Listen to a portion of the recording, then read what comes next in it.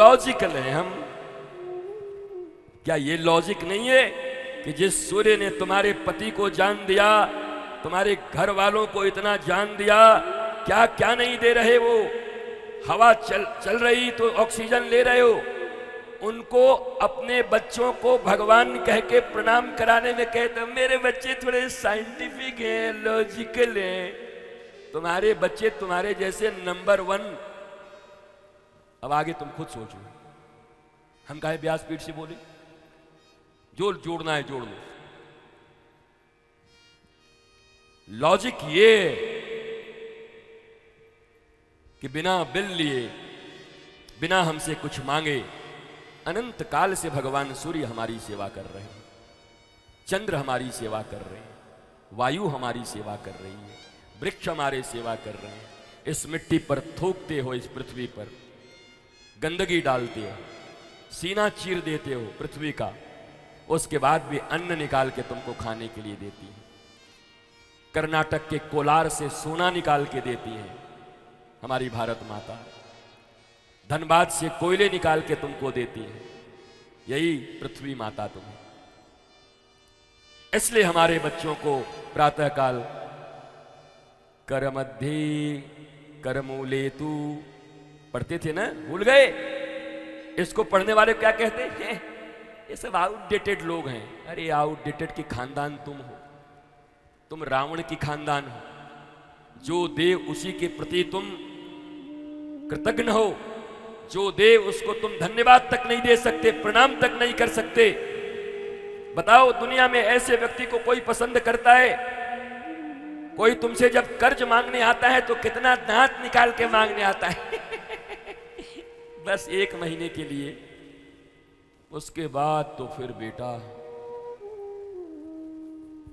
दे दो एक बार, उसके बाद तुमको वो बता देगा कि तुम्हारा बाप है कि दादा है। फोन लगाओगे ट्रन ट्रन, पहले तो उठाएगा नहीं, 1 मिनट उठा, हाँ बोलिए, वो ऐसा ऐसा। हर समय फोन मत किया कीजिए, पैसा लिया हूं, कोई आपका गुलाम नहीं हो गया हूं, दे देंगे समय आने पर। अबे अब कब देगा? दे। पैसा उधार में देना मतलब बैठे बैठे दुश्मनी लेना।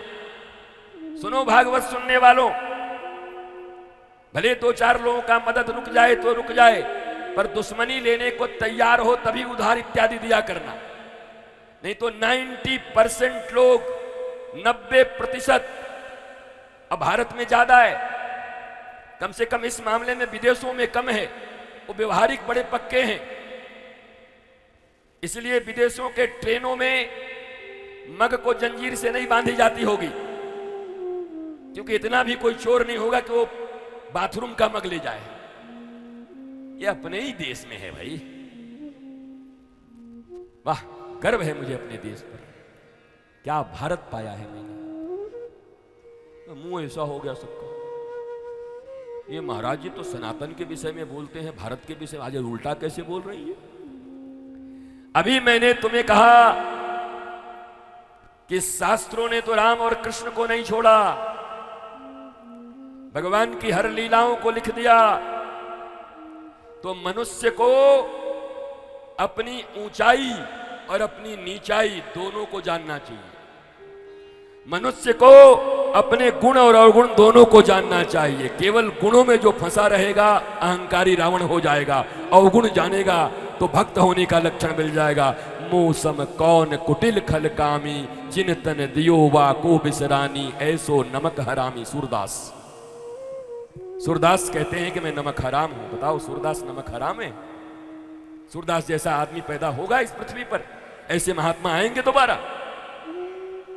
लेकिन वो भी कहते हैं कि मौसम कौन कुटिल खल कामी, जिन तन दियो वाको बिसरानी। हाय हाय मैं ऐसो नमक हरामी,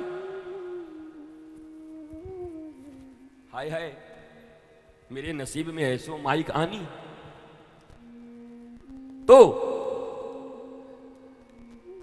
अवगुणों की भी चिंतन किया करो, डरा मत करो। तुम्हारे बच्चे में अगर गुण है तो गुण का प्रकाश किया करो। हमारा बच्चा ये। कुछ माताओं की आदत ऐसी हो गई है, बहन आवे, बहनोई आवे, फूफा आवे, जीजा आवे, पड़ोसी आवे, बड़ा एक नंबर का शैतान है, पढ़ने में मन नहीं लगाता, सामान फेंक देता है। अरे दुश्मन है कि मैया है तू? साइकोलॉजिकली मनोविज्ञान ये कहता है कि अगर प्यार में भी इठला इठला के बार बार अपने ही कोमल मस्तिष्क के बच्चे को शैतान, अपने ही बच्चे को बदमाश, अपने ही बच्चे को नटखट कहोगे तो वो बातें उसके चित्त में घुल जाती हैं, चित्त पे असर डाल देता है। तुम्हारा तो मुंह ऐसा बन गया है, कुछ भी बोलने का बोलती रहती हो। स्टॉप, भारत के भविष्य को मत बिगाड़ो। मां हो इसका मतलब क्या भारत का भविष्य बिगाड़ दोगी? भारत बिगाड़ने का जिम्मा मिला है तुमको। कभी भी अपने बच्चों को किसी भी व्यक्ति आगंतुक के सामने कभी भी बुरा नहीं बोलना चाहिए, कभी भी उनके दुर्गुणों का प्रकाश नहीं करना चाहिए। जानबूझ के इतरा के एक नंबर का शैतान है, बताइए ना, मोबाइल तोड़ दिया एक नंबर का शैतान है।